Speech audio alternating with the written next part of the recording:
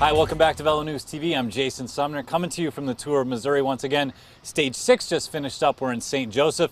City Hall over my left shoulder, finish line over my right, and we had for the first time at this race a truly aggressive day of racing. How aggressive? How about 30 miles an hour for an average speed? Maybe even more indicative? No hopeless breakaway like we saw the first 4 days. Instead, this thing was strung out tip to tail almost all day. Big bunch comes to the line, but the big story, Garmin Slipstream and Dave Zabriskie trying to protect that race lead, taking on the field.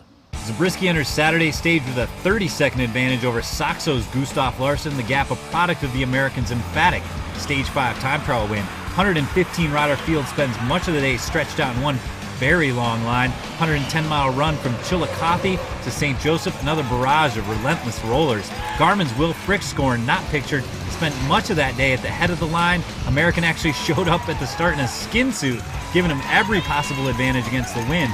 Lots of small breaks slip away, but none of them stick. The bunch never far behind. Finally, we go to the Mad Dash in St. Joseph, and it's 5 wide on Francis Street. Stage 3 winner Thor Hushoff looked good far right, but Francisco Chicchi out of nowhere to claim his second career Tour of Missouri stage win. The Italian beat Mark Cavendish a year ago in St. Louis.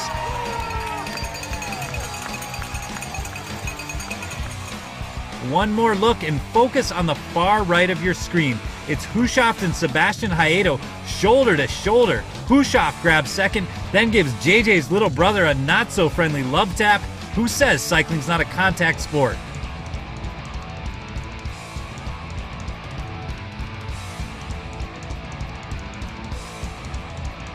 Stage 6 results, Hayedo the first non-Europro rider to crack the top 3. Kevin Lacombe, second Planet Energy rider in the top 5.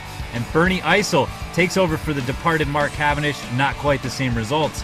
Updated GC, and the only change is total time. Zabriskie 1 day closer to his first ever overall stage race victory. Tom Zerbel a scare early in the day when Marco Panatti placed 4th in the day's first intermediate sprint, barely missing the time bonus. If he had gotten it, the two would have flip-flopped positions on GC. As it is, Zerbel maintains his slim 1 second lead.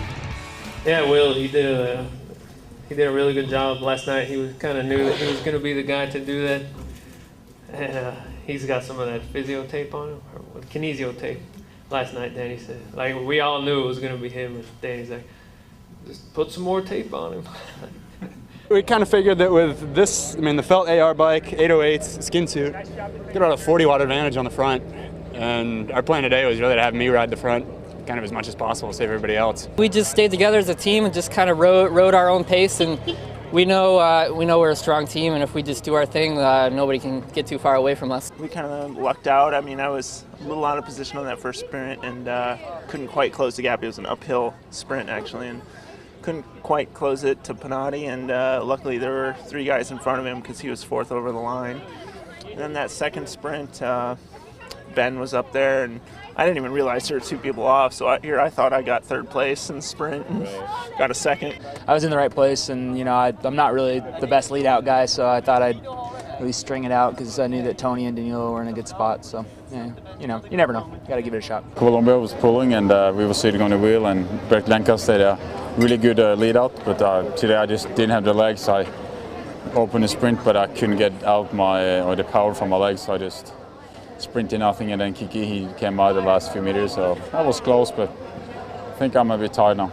I know my emotions don't come through so much, and like a lot of people say I don't smile enough, but I'm having a great time, and I really am having a great time. A little more on Francisco Chicchi, turns 29 in November. Back in January, he won a stage of the Tour Down Under. 2002, he was the world under-23 road race champion, clearly got the pedigree of a winner. Another good chance for him to win tomorrow. Stage 7, circuit race in Kansas City. It's going to be a tough day. Looks like it'll set up for a sprint. As for Garmin Slipstream, very tough day at the office on Saturday. Expect another tough day on the office on Sunday. The circuit race in Kansas City, not particularly long, only 71 miles, but the 10-mile circuit's lumpy, just like the rest of the state. A lot of technical corners, going to be tough for them to keep everything together. I'll say they'll be able to pull it off, but it's going to be interesting. Until then, I'll say goodbye. For VeloNews TV, I'm Jason Sumner.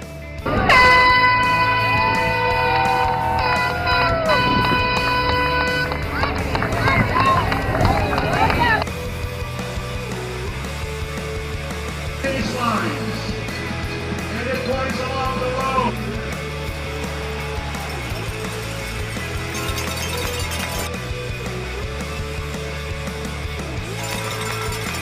have a snow wheel on the front.